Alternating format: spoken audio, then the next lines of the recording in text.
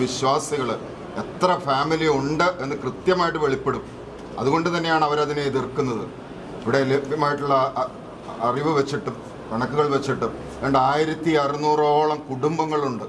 ഈ 1600 കുടുംബങ്ങളെ ഭാവകക്ഷിയിൽ ഇതിനെ അംഗീകരിച്ച് നിൽക്കുന്ന അന്ത്യോക്യ സമാജത്തിൻ്റെ ആളുകളെ ഒഴിവാക്കിക്കൊണ്ട് പുറത്താക്കിക്കൊണ്ട് കേവലം 400 കുടുംബങ്ങൾ, അതിൽ തന്നെ പലരും ഈ അവരുടെ കാതോലിക്ക നടത്തുന്ന ഈ നിരാഹാരത്തോട് യോജിപ്പില്ലാത്ത ആളുകളാണ്.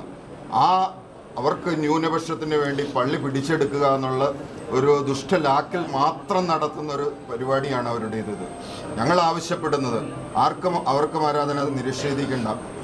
ഈ 1650 കുടുംബങ്ങൾക്ക് ആരാധനാ സ്വാതന്ത്ര്യം അന്നേ മതിയാവും. അതിൽ നിന്നല്ലാതെ യാക്കോബായ സഭ പിന്നോട്ട് മാറുന്നതല്ല.